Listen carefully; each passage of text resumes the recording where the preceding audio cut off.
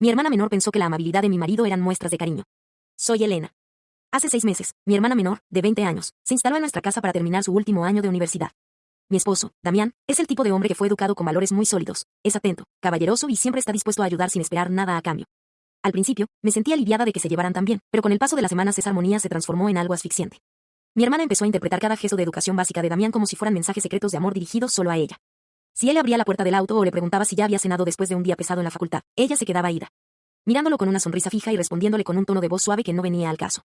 La obsesión no nació de golpe, fue un goteo constante. Ella empezó a pasar más tiempo en las zonas comunes justo cuando Damián llegaba de trabajo, buscando cualquier pretexto para entablar una conversación. Lo que para mi esposo era simple convivencia familiar, para ella eran citas bajo mi propio techo. El problema escaló cuando empezó a dejarle notas de agradecimiento exageradas por cosas insignificantes, como que él hubiera cambiado un foco o le hubiera prestado un paraguas.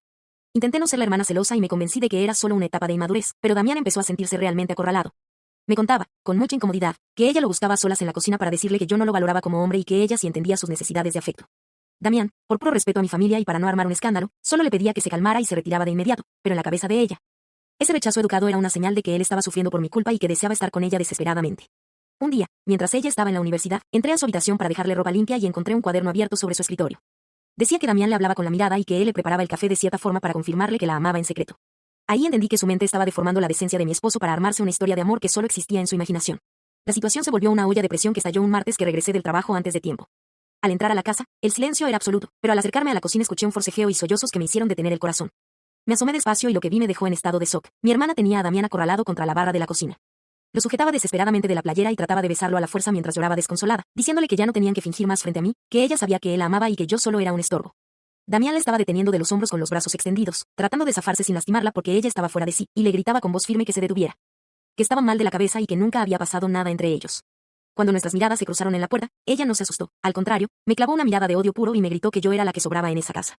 En ese momento entendí que mi hermana ya no estaba razonando, tenía la mirada perdida y empezó a tirar los platos de la barra al suelo y a romper todo lo que encontraba ahí mismo en la cocina.